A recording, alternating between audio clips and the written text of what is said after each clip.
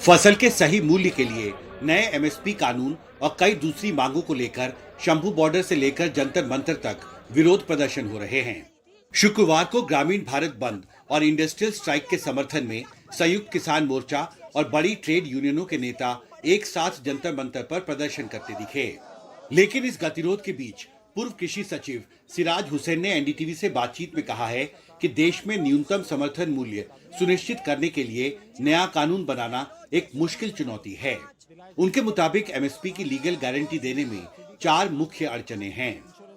MSP व्यवस्था के तहत अधिकांश फसलों की बिक्री एपीएमसी में नहीं होती है। इस वजह से खरीदार या विक्रेता किसान का कोई रिकॉर्ड नहीं दर्ज होता है। इस तरह के लेन देन के लिए एमएसपी की गारंटी देना मुश्किल है। कई छोटे और सीमांत किसान अपनी उपज ग्रामीण व्यापारियों को बेचते हैं, जिनका एपीएमसी में कोई रिकॉर्ड दर्ज नहीं होता है।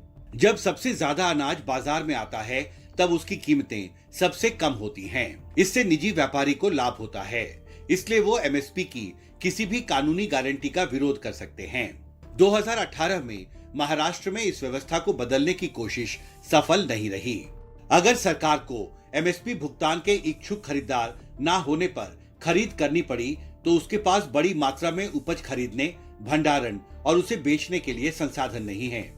सरकारी एजेंसियों की खरीदारी बहुत महंगी होती है, क्योंकि उन्हें रेगुलेटरी ऑर्डर का पालन करना होता है, जबकि निजी व्यापारी अक्सर कायदे कानूनों की अनदेखी कर सकते हैं। जंतर मंतर पर संयुक्त किसान मोर्चा और 9 सेंट्रल ट्रेड यूनियन के नेताओं और कार्यकर्ताओं का विरोध प्रदर्शन चल रहा है। और ये आज जो इंडस्ट्रियल स्ट्राइक है, जो ग्रामीण भारत बंद हुआ है, उसके समर्थन में ये विरोध प्रदर्शन यहाँ पर चल रहा है। पिछले 20 साल से हम किसान आंदोलन कर रहे हैं, क्योंकि किसान का फसल का दाम नहीं मिलता।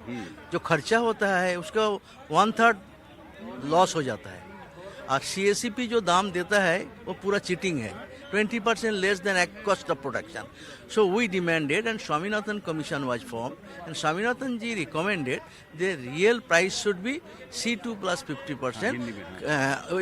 नया जो सही दाम होगा, खर्चा और उसके आधा, खर्चा का 1.5 गुना सही दाम होना चाहिए सब फसल। ये तो हकीकत है ना, उसका मांग है। हम अभी कलकत्ता से आया, बंगाल के किसान बोल रहा है आलू का फलन ज्यादा हो गया, हमको 5.5 रुपया करके बेचना पड़ा। और दूसरे दिन हम कलकत्ता का मार्केट में 20 रुपया किलो आलू खरीदा। ये विरोध क्यों होगा? जो उत्पादन करते हैं पैसा उसको नहीं मिलता है, व्यापारियों को मिलता है। इसको रोकने का रास्ता एक ही है, जो एमएसपी गारंटी करना, मिनिमम सपोर्ट प्राइस।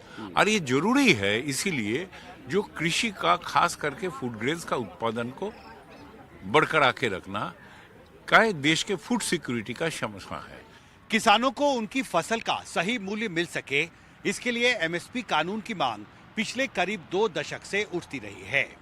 लेकिन एमएसपी की लीगल गारंटी देने का मामला बेहद पेचीदा है, और इस पर राष्ट्रीय बहस जल्दी खत्म होगी, इसके आसार फिलहाल दिखाई नहीं देते। दिल्ली से प्रेम सिंह के साथ हिमांशु शेखर, एनडीटीवी इंडिया।